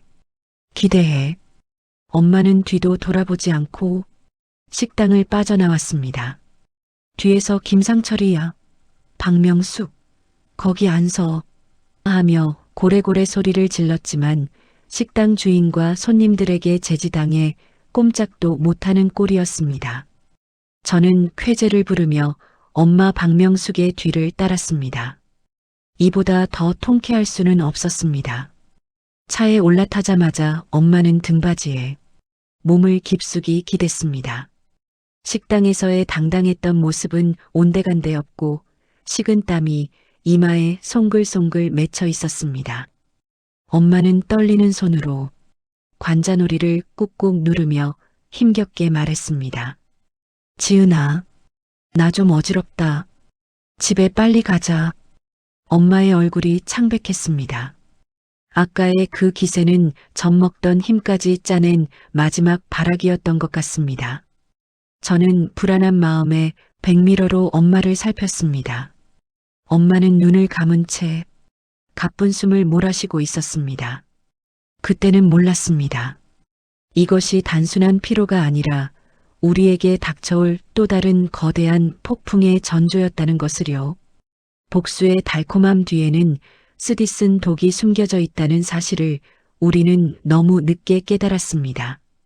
일주일 뒤 호텔 연회장은 명숙네 부엌의 신메뉴 시연회를 보러 온 사람들로 발 디딜 틈이 없었습니다.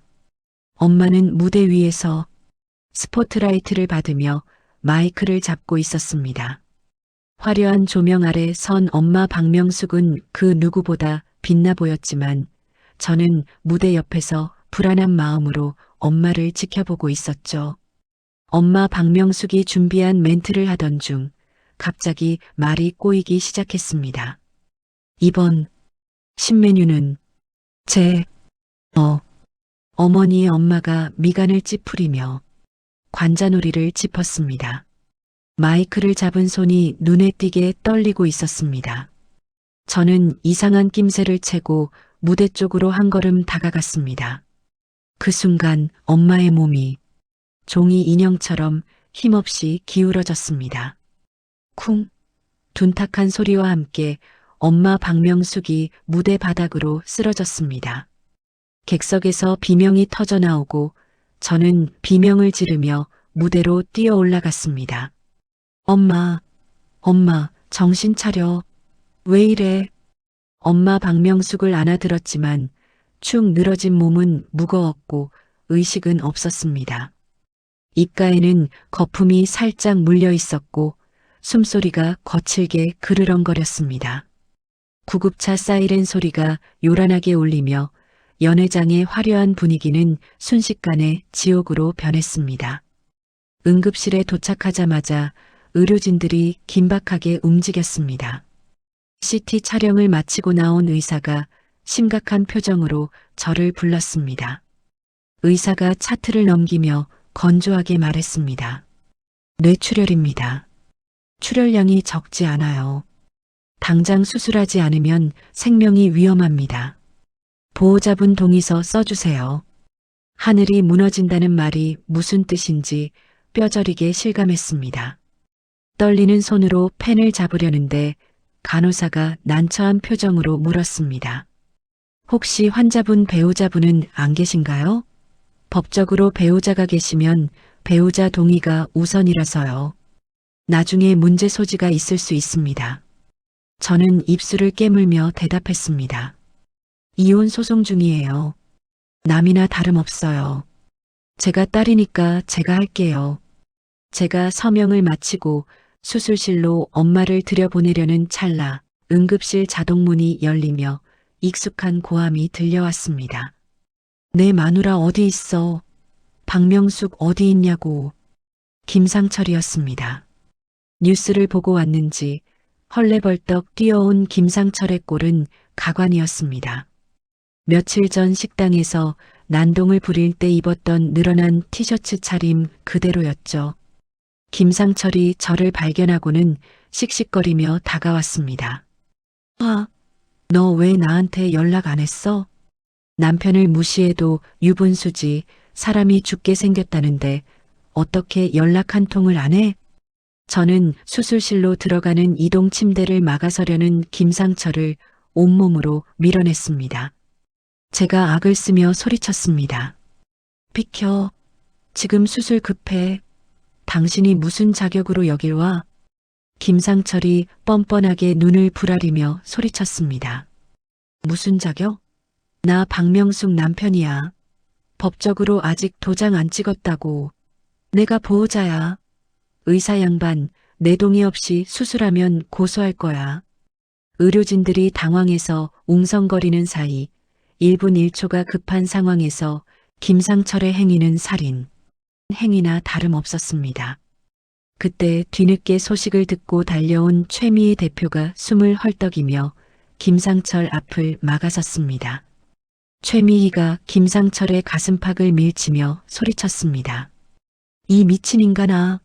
지금 사람이 죽어가는데 돈 계산하고 자빠졌어? 당장 안 비켜? 김상철은 최미희를 훑어보더니 비릿한 웃음을 흘렸습니다. 오호, 쩐주님 오셨네. 잘됐소다. 우리 마누라 쓰러진 거 산재 처리되는 거죠? 그리고 수술비랑 입원비는 회사에서 다 대주는 거고 나한테 위로금은 얼마나 줄 겁니까? 김상철의 관심은 오로지 돈이었습니다. 아니, 따위는 안중에도 없었습니다. 저는 분노로 손이 떨렸지만 지금은 엄마를 살리는 게 우선이었습니다. 저는 눈물을 삼키며 의사에게 고개를 숙였습니다. 선생님, 제발 수술해 주세요. 책임은 제가 다 질게요. 제발요. 다행히 의사의 빠른 판단으로 엄마 박명숙은 수술실로 들어갔습니다. 수술 중이라는 빨간 불이 켜지자 저는 복도 의자에 주저앉아 기도를 올렸습니다. 하지만 김상철은 집에 갈 생각이 없어 보였습니다. 김상철은 자판기 커피를 뽑아 마시며 병원 복도를 제 집 안방처럼 활보했습니다. 김상철이 어디론가 전화를 걸며 소곤거리는 소리가 제 귀에 들려왔습니다. 변호사님. 나야. 지금 병원인데 마누라가 뇌출혈로 쓰러졌어. 수술 들어갔는데 만약에 식물인간 되거나 정신 오락가락하면 어떻게 되는 거야? 성년후견인? 내가 그거 신청하면 재산 관리 내가 다 할 수 있는 거지. 이혼 소송도 중단시킬 수 있고. 대박이네. 저는 제 귀를 의심했습니다. 아내가 사경을 헤매고 있는데 식물인간이 되기를 바라고 있다니. 그래서 그 재산을 가로챌 궁리를 하고 있다니. 저 인간은 괴물이었습니다. 제가 벌떡 일어나 김상철의 휴대전화를 낚아채 바닥에 던져버렸습니다. 와장창 부서지는 소리와 함께 김상철이 눈을 희번덕거리며 소리쳤습니다. 이게 미쳤나? 어디 아빠 전화기를 던져. 제가 김상철의 멱살을 잡고 흔들며 절규했습니다. 당신이 사람이야? 엄마 잘못되면 당신 내가 죽여버릴 거야. 당장 꺼져. 제발 우리 엄마 앞에서 사라지라고. 김상철이 제 손을 거칠게 뿌리치며 비웃었습니다. 흥분하지 마라. 법은 내 편이야. 내 엄마 정신 못 차리면 법적 보호자는 1순위가 배우자야. 내가 아무리 날뛰어봤자 내 엄마 돈이랑 회사는 다 내 관할이라고. 그러니까 기도나 열심히 해. 적당히 숨만 붙어있게 해달라고. 김상철은 병원 로비 소파에 벌러덩 드러누워 코까지 골며 잠을 청했습니다. 그 모습을 보며 저는 뼛속까지 시려오는 공포를 느꼈습니다. 엄마가 평생 일궈온 모든 것이, 그리고 엄마 목숨줄이 저 악마의 소나기에 들어갈 수도 있다는 사실이 저를 짓눌렀습니다. 몇 시간 뒤 수술이 끝나고 엄마 박명숙이 중환자실로 옮겨졌습니다. 의사는 고비를 넘겼지만 의식이 돌아올지는 지켜봐야 한다고 했습니다. 붕대를 감고 산소호흡기를 낀 채 누워있는 엄마 박명숙은 너무나 작고 위태로워 보였습니다. 면회 시간이 제한되어 있어 저는 무거운 발걸음으로 중환자실을 나왔습니다. 대기실로 돌아오니 소파에 누워있던 김상철이 보이지 않았습니다. 불길한 예감이 스치고 지나갔습니다. 저는 미친 듯이 엄마 개인 소지품을 보관해둔 병동 사물함 쪽으로 달렸습니다. 사물함 앞에는 김상철이 서 있었습니다.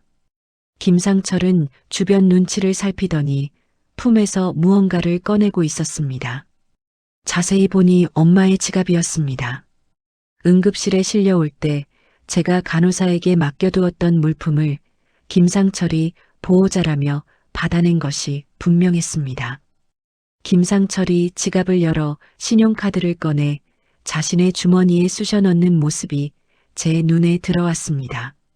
그리고는 엄마의 휴대전화를 꺼내 들었습니다. 잠겨있는 화면을 보며 김상철이 투덜거렸습니다. 아이씨, 비밀번호를 바꿨네. 지문도 안 먹히고 가서 손가락이라도 찍어와야 하나. 그 말을 듣는 순간 제 안에 무언가가 툭 끊어졌습니다. 저는 들고 있던 가방을 김상철의 등짝에 내리꽂았습니다. 퍽 하는 소리와 함께 김상철이 앞으로 고꾸라졌습니다. 아, 어떤 놈이야?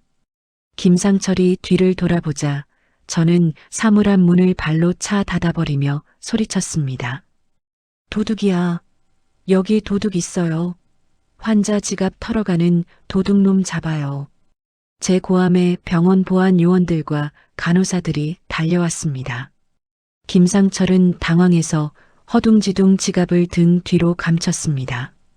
김상철이 억울하다는 듯 소리쳤습니다. 아니, 내 마누라 지갑 내가 챙기는데 뭐가 도둑이야. 병원비 정산하려고 그런 거라고. 제가 보안 요원에게 김상철을 가리키며 외쳤습니다. 거짓말이에요. 이혼 소송 중인 사람이고 지금 엄마 의식 없는 틈 타서 카드 훔친 거예요. 주머니 뒤져보세요. 당장 경찰 불러주세요. 보안 요원들이 김상철의 양팔을 붙잡았습니다. 김상철이 발버둥 치며 주머니에 있던 카드를 바닥에 떨어뜨렸습니다. 박명숙이라는 이름이 적힌 법인 카드였습니다. 명백한 증거 앞에 김상철의 얼굴이 사색이 되었습니다. 하지만 김상철은 끝까지 뻔뻔했습니다. 김상철이 끌려가면서 저를 향해 악을 썼습니다. 지은이 너, 내가 감히 아빠를 도둑 취급해? 내가 가만히 있을 줄 알아? 내 엄마 깨어나도 내가 보호자야. 내가 결정권자라고. 두고 봐. 복도 끝으로 사라지는 김상철의 고함이 메아리처럼 울렸습니다. 저는 다리에 힘이 풀려 그 자리에 주저앉았습니다. 엄마의 지갑과 휴대전화를 품에 안고 덜덜 떨었습니다. 김상철의 말대로 법적으로 부부관계가 정리되지 않은 이상 이 공포는 끝나지 않을 것입니다. 엄마 박명숙이 의식을 찾지 못하면 정말로 저 사람이 엄마 인생을 송두리째 삼켜버릴지도 모릅니다. 저는 눈물을 닦으며 휴대전화를 꺼냈습니다. 그리고 엄마 박명숙의 고문 변호사에게 전화를 걸었습니다. 새벽 2시였지만 지금은 예의를 따질 때가 아니었습니다. 변호사님, 살려주세요. 저 인간이, 아빠라는 인간이 엄마를 식물인간 만들려고 해요. 무슨 수를 써서라도 막아야 해요. 제발 도와주세요. 수화기 너머로 제 울음소리만이 병원 복도를 채웠습니다. 중환자실 유리창 너머로 보이는 엄마 박명숙의 심박수 그래프만이 우리가 아직 살아있음을 알리는 유일한 신호였습니다. 이 밤이 지나면 우리는 진짜 전쟁을 치러야 할 것입니다. 칼과 총 대신 법과 증거로 싸우는 피 말리는 전쟁을 말이죠. 뜬 눈으로 밤을 지새운 제 눈은 모래가 들어간 것처럼 까칠했습니다. 아침 9시가 되자마자 병원 원무가 아픈 김상철의 고함으로 시장통처럼 시끄러웠습니다. 김상철이 원무과 직원의 멱살을 잡을 듯이 흔들며 소리치고 있었습니다. 아니, 내가 남편이라니까. 내 마누라 의료 기록을 내가 왜 못 봐? 보험금 청구해야 할 거 아니야. 당장 서류 떼달라고. 직원이 겁에 질려 뒤로 물러나며 난처해했습니다. 저는 엄마 박명숙의 고문 변호사와 함께 복도를 걸어오며 그 추태를 지켜보았습니다. 변호사가 서류 가방에서 두툼한 봉투를 꺼내 제 손에 쥐어주었습니다. 변호사가 안경을 추어 올리며 단호하게 말했습니다. 지은 씨, 준비됐죠? 이제 김상철 씨는 법적으로 어머님 근처에 얼씬도 못합니다. 저는 고개를 끄덕이고 입술을 굳게 다물었습니다. 그리고 김상철의 등 뒤로 다가가 차갑게 말했습니다. 그 손 놓으세요. 당신은 볼 자격 없으니까. 김상철이 흠칫 놀라 뒤를 돌아보았습니다.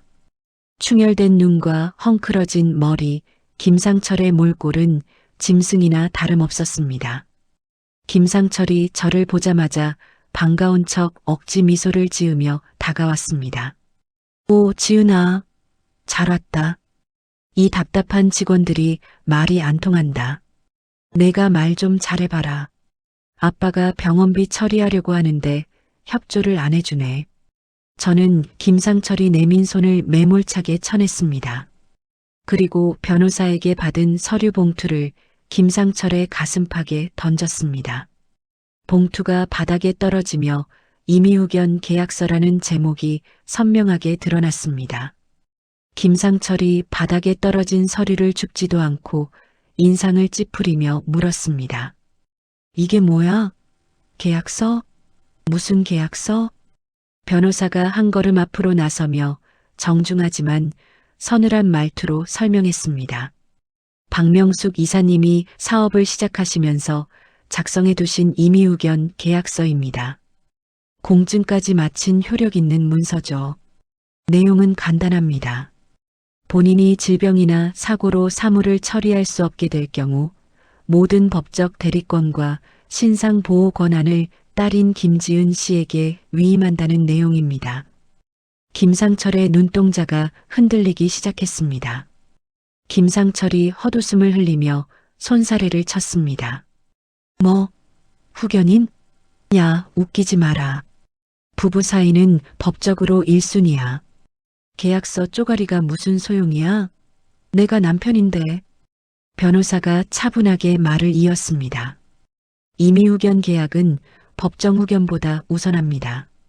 다시 말해 지금 이 순간부터 박명숙님의 보호자는 남편분이 아니라 따님인 김지은 씨라는 겁니다.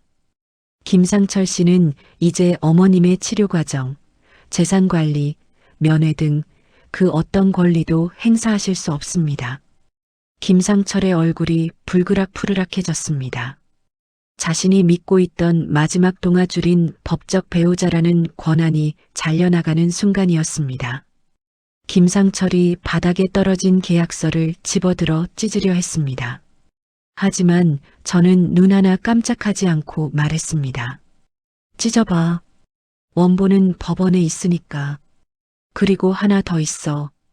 제가 손짓하자 병원 보안팀장과 경찰관 2명이 복도 모퉁이를 돌아 나타났습니다. 제복을 입은 경찰을 보자 김상철의 어깨가 움츠러들었습니다. 김상철이 뒷걸음질 치며 더듬거렸습니다. 경찰은 왜? 내가 뭐 죄지었어? 마누라 걱정돼서 온 게 죄야? 제가 휴대전화를 꺼내 어젯밤 보안실에서 확보한 CCTV 영상을 재생했습니다. 화면 속에는 김상철이 엄마 박명숙의 지갑을 뒤지고 의식 없는 엄마 손가락을 억지로 휴대전화에 갖다 대는 장면이 고스란히 찍혀 있었습니다. 제가 화면을 김상철의 코앞에 들이밀며 말했습니다. 절도 미수, 업무 방해, 그리고 정보통신망법 위반. 증거는 차고 넘쳐. 당신, 이제 엄마 보호자가 아니라 범죄자야. 경찰관이 김상철에게 다가가 미란다 원칙을 고지하며 팔을 잡았습니다. 김상철이 발악하며 경찰관을 뿌리치려 했습니다. 이거 안 나? 내가 남편이라니까. 내 마누라 지갑 내가 만지는데 그게 왜 절도야? 지은아, 너 정말 이럴 거야? 내가 내 아빠야. 핏줄을 이렇게 내쳐도 되는 거냐고. 김상철의 고함이 병원 복도를 쩌렁쩌렁 울렸습니다.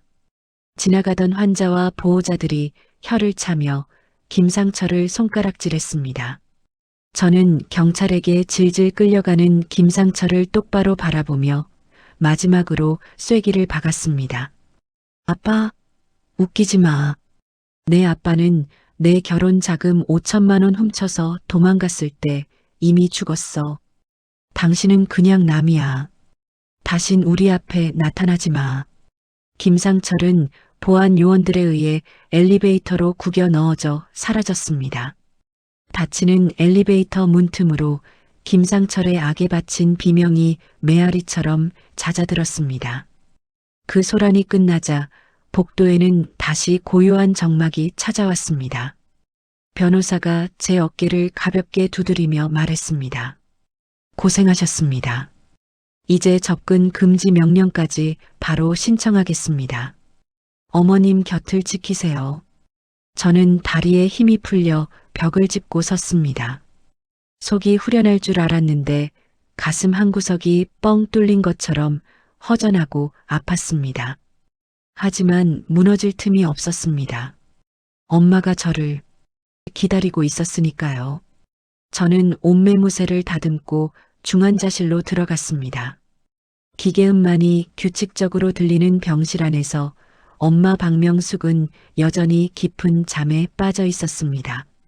저는 침대 옆 보조의자에 앉아 엄마의 차가운 손을 잡았습니다. 굳은 살이 박인 거친 손, 평생 가족을 위해 헌신하느라 망가진 그 손을 제 볼에 비비며 속삭였습니다. 엄마, 다 해결됐어. 그 사람 이제 안 와. 그러니까 이제 일어나. 제발 일어나서 나랑 집에 가자. 응? 눈물이 엄마 손등 위로 뚝뚝 떨어졌습니다. 지난 며칠간의 긴장이 한꺼번에 터져나와 저는 엄마 손을 잡고 엎드려 엉엉 울었습니다. 그렇게 얼마나 울었을까요? 제 손바닥 안에서 미세한 움직임이 느껴졌습니다. 처음에는 제 맥박인 줄 알았습니다. 하지만 곧이어 엄마 박명숙의 검지가 제 손바닥을 약하게 긁었습니다. 제가 고개를 번쩍 들었습니다. 엄마 눈꺼풀이 파르르 떨리고 있었습니다. 심박수 모니터의 그래프가 빨라지기 시작했습니다. 제가 벌떡 일어나 엄마의 얼굴 가까이 다가갔습니다. 엄마, 내 목소리 들려? 나 지은이야. 엄마가 아주 천천히 힘겹게 눈을 떴습니다. 초점이 흐릿하던 눈동자가 서서히 저를 향해 움직였습니다. 산소호흡기 때문에 말을 할 수는 없었지만 엄마 눈가가 촉촉하게 젖어 들어갔습니다. 입술을 달싹이며 소리 없는 목소리로 무언가 말하려 했습니다.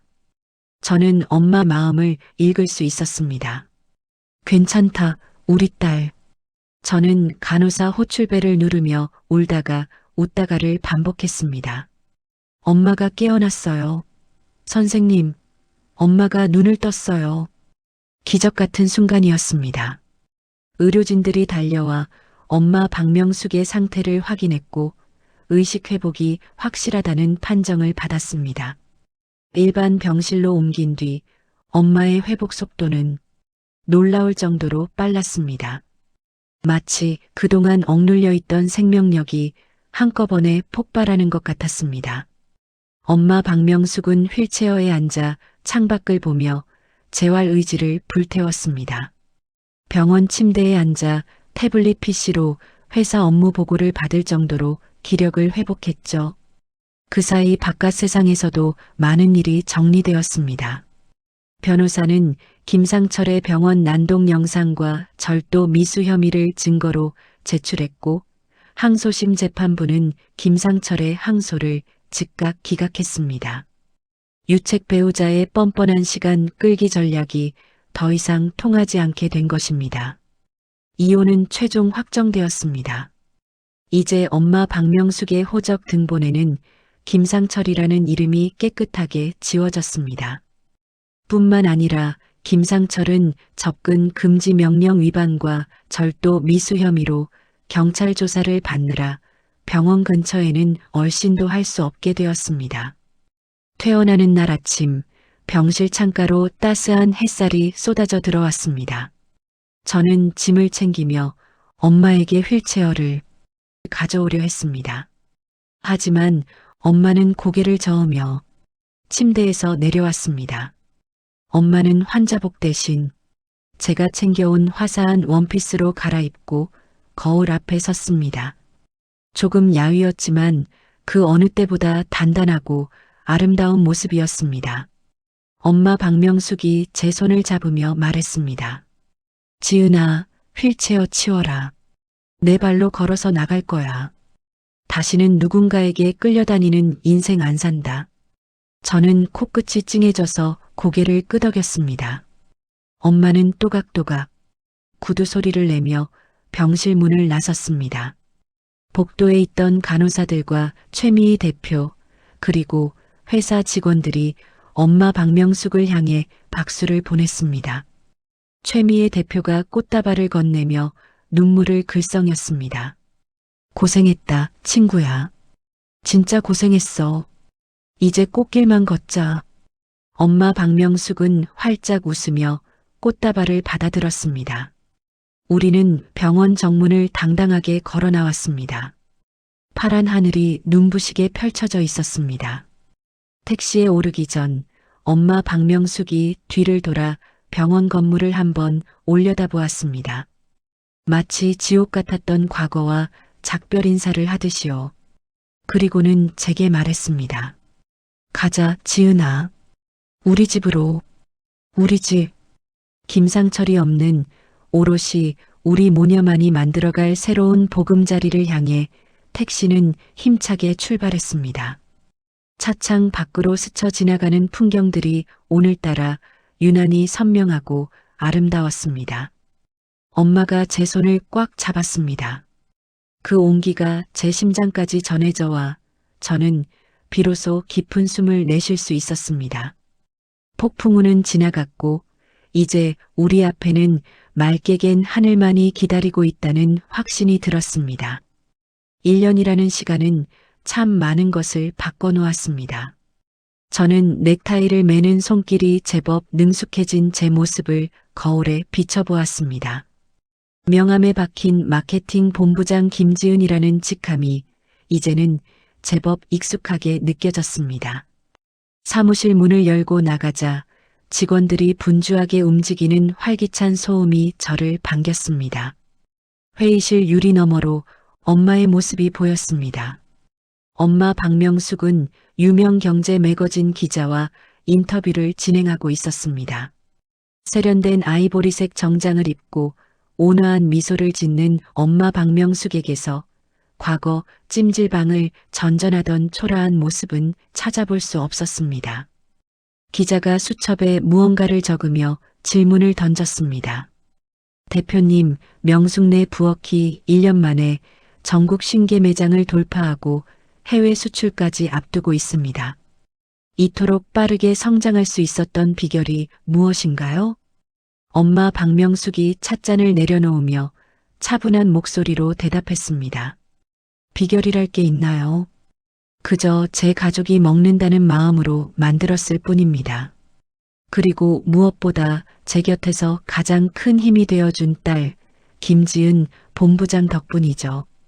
딸이 없었다면 저는 아직도 과거의 아픔 속에 갇혀 있었을 겁니다. 회의실 밖에서 그 말을 들은 저는 코끝이 찡해져 황급히 고개를 돌렸습니다. 엄마 박명숙은 이제 누군가의 아내, 며느리가 아닌 온전한 기업가 박명숙으로 우뚝 서 있었습니다.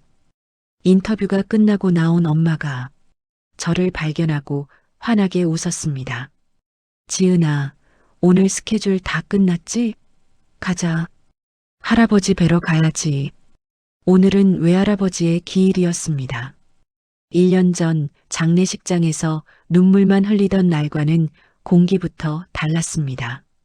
우리는 최고급 추모공원으로 차를 몰았습니다.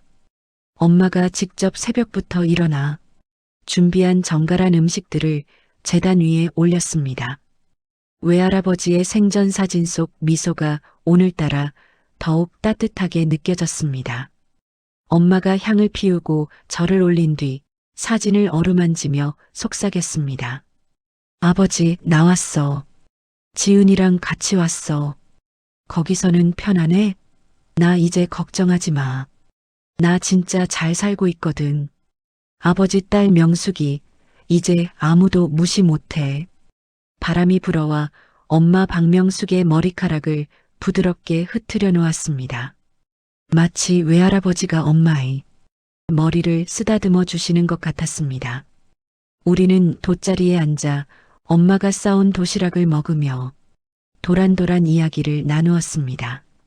김상철이라는 이름이 우리 대화에서 사라진 지 오래였습니다. 그늘 한 점 없는 햇살 아래서 우리는 소리내어 웃었습니다. 한편 그 시각 도시 반대편의 풍경은 사뭇 달랐습니다. 이 부분은 나중에 경찰 조사 과정에서 전해 들은 내용을 바탕으로 재구성했습니다. 곰팡이 냄새가 진동하는 1평짜리 고시원 방. 김상철은 런닝 셔츠 차림으로 쭈그려 앉아 컵라면, 국물을 들이켜고 있었습니다. 방바닥에는 독촉장이라고 적힌 빨간 딱지가 붙은 우편물들이 어지럽게 널려 있었습니다. 김상철은 작은 아빠에게 사기당한 돈을 찾으려다 오히려 보이스피싱까지 당해 알거지가 된 상태였습니다. 남은 돈으로 주식에 손을 댔다가 그마저도 휴지 조각이 되어버렸죠. 친척들에게 돈을 빌리러 다녔지만 장례식장에서의 폐륜과 이혼 소송 과정이 소문나 모두에게 문전박대당했습니다. A씨, 더럽게 맛없네. 김상철이 먹다 남은 컵라면 용기를 발로 뻥 찼습니다. 국물이 튀어 며칠째 빨지 않은 바지에 얼룩을 남겼지만 김상철은 닦을 생각도 하지 않았습니다. 김상철은 습관처럼 스마트폰을 켜고 박명숙을 검색했습니다. 화면에는 승승장구하는 여성 CEO 박명숙, 해외 진출 쾌거라는 기사가 메인에 걸려 있었습니다. 기사 속 엄마 박명숙은 보석처럼 빛나고 있었습니다. 김상철의 손이 부들부들 떨렸습니다. 김상철이 기사 댓글 창에 익숙한 손놀림으로 악플을 달기 시작했습니다. 이 여자 과거 세탁한 겁니다. 전 남편 등골 빼먹고 성공한 악녀예요. 불매합시다. 하지만 댓글에는 또 오셨네. 방구석 악플러. 증거 없으면 고소당합니다. 아저씨. 명숙네 반찬 맛있기만 하던데 같은 조롱 섞인 반응들만 줄을 이었습니다. 김상철은 홧김에 휴대전화를 바닥에 던지고 자리에서 일어났습니다. 술이라도 마시지 않으면 속이 터져 죽을 것 같았기 때문입니다. 주머니를 뒤져보니 꼬깃꼬깃한 1,000원짜리 몇 장과 동전들이 잡혔습니다. 김상철은 슬리퍼를 질질 끌고 근처 편의점으로 향했습니다. 편의점 진열대 앞을 서성거리던 김상철의 눈이 번쩍 뜨였습니다. 냉장 매대 한가운데 명숙내 묵은지 김치찜이라는 신제품이 진열되어 있었습니다. 포장지에는 엄마 박명숙이 앞치마를 두르고 인자하게 웃고 있는 사진이 인쇄되어 있었습니다. 김상철은 홀린 듯 그 김치찜을 집어들었습니다. 사진 속 엄마 박명숙의 미소가 마치 자신을 비웃는 것만 같았습니다. 참을 수 없는 박탈감과 질투가 김상철의 눈을 뒤집어 놓았습니다. 김상철이 계산대로 김치찜을 거칠게 던지며 소주 2병을 함께 올렸습니다. 편의점 앞 파라솔 의자에 앉은 김상철은 안주도 없이 깡소주를 병째 들이켰습니다. 빈속에 들어간 알코올이 뇌를 마비시켰습니다. 김상철은 뜯지도 않은 김치찜 포장지의 엄마 얼굴을 손가락으로 지식이며 중얼거렸습니다. 내가 감히 나를 버리고 잘 살아? 내가 너를 어떻게 거둬줬는데 파출부 노릇이나 하던 걸 사모님 소리 듣게 해줬더니. 술 기운이 오르자 김상철의 목소리가 점점 커졌습니다. 지나가던 사람들이 김상철을 힐끔거리며 피해갔습니다. 김상철은 그 시선조차 참을 수 없었습니다. 김상철이 벌떡 일어나 편의점 안으로 비틀거리며 들어갔습니다. 그리고는 진열대에 있는 명숙내 부엌 제품들을 모조리 바닥으로 쓸어버렸습니다. 우르르 쏟아지는 반찬 통들을 보며 김상철이 고래고래 소리를 질렀습니다. 이거 다 가짜야. 이 여자가 내 마누라라고. 내가 키워줬어. 내가 만든 여자라고. 놀란 아르바이트생이 계산대 뒤로 숨으며 경찰에 신고 전화를 걸었습니다. 김상철은 바닥에 뒹구는 김치찜 포장지를 짓밟으며 난동을 부렸습니다. 박명숙 나와. 김지은 나와. 내가 니들 가장이야. 감히 가장을 버려. 천벌을 받을 년들. 곧이어 경찰차 사이렌 소리가 들려왔습니다.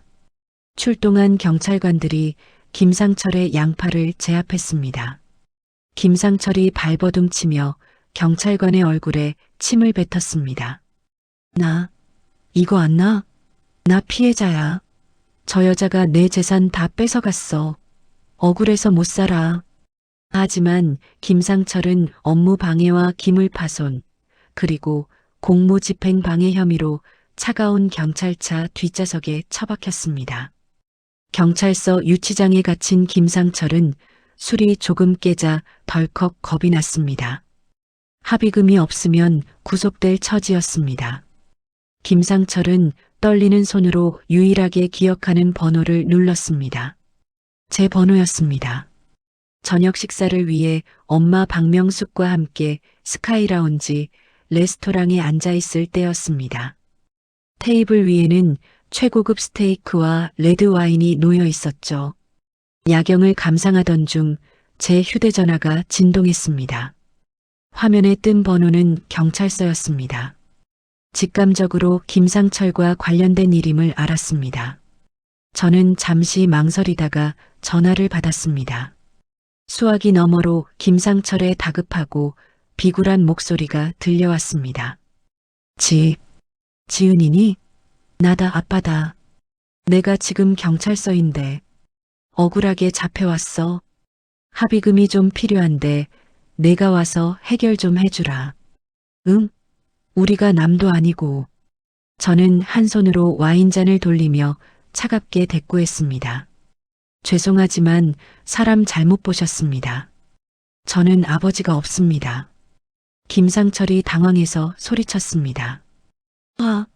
김지은, 너 지금 뭐 하는 거야? 나 내 아빠 김상철이야. 키워준 은혜도 모르는. 저는 더 들을 가치도 없다는 듯 종료 버튼을 눌렀습니다. 그리고 그 번호를 영구 차단 목록에 추가했습니다. 옆에서 와인을 마시던 엄마가 저를 바라보며 물었습니다. 누구니?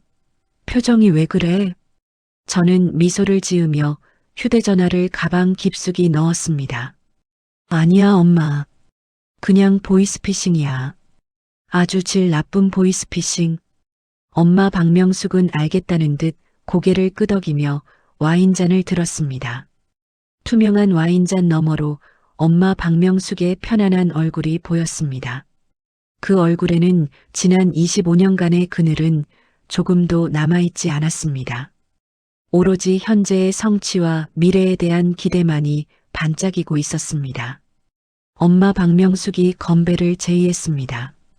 지은아, 고맙다. 내 덕분에 내 인생을 되찾았어. 오늘이 내 인생 최고의 하루인 것 같아. 저는 제 잔을 엄마 잔에 부딪히며 대답했습니다. 아니야, 엄마. 오늘은 시작일 뿐이야. 내일은 더 최고의 하루가 될 거니까. 우리 앞으로도 이렇게 당당하게 살자. 누구의 눈치도 보지 말고. 그래, 그러자. 우리 딸 사랑한다. 쨍 하는 맑은 소리가 레스토랑 안에 울려 퍼졌습니다. 창밖으로 펼쳐진 도시의 불빛들이 마치 우리 앞길을 축복하듯 찬란하게 빛나고 있었습니다. 김상철이라는 족쇄를 끊어내고 우리 모녀는 비로소 완벽하게 자유로워졌습니다. 이보다 더 완벽한 반품은 없을 것입니다. 맛있는 음식, 아름다운 풍경, 그리고 사랑하는 엄마. 이것만으로도 충분했습니다. 오늘 우리는 진짜 최고의 하루를 맞이했습니다. 오늘의 사연 어떠셨나요? 평생을 가족이라는 이름 아래 희생을 강요받았던 명숙 씨가 썩은 동아줄을 과감히 잘라내고 자신의 이름석 자를 되찾는 과정이 정말 통쾌하면서도 가슴 뭉클했습니다. 참는 자에게 복이 온다는 옛말이 있지만 때로는 참지 않고 용기 내어 소리칠 때 비로소 내 인생의 봄날이 찾아오기도 합니다. 혹시 지금 이 순간에도 나를 갉아먹는 관계 때문에 홀로 눈물 찢고 계신 분이 있다면 부디 명숙 씨의 이야기를 통해 나도 할 수 있다는 용기를 얻으셨으면 좋겠습니다. 여러분은 누군가의 부속품이 아니라 그 자체로 빛나는 주인공이니까요. 이기적인 남편을 완벽하게 반품하고 최고의 하루를 맞이한 모녀의 이야기, 여기서 마치겠습니다. 이야기를 끝까지 들어주신 분이 계시다면 잘 들었다고 댓글 하나만 남겨주세요. 감사합니다.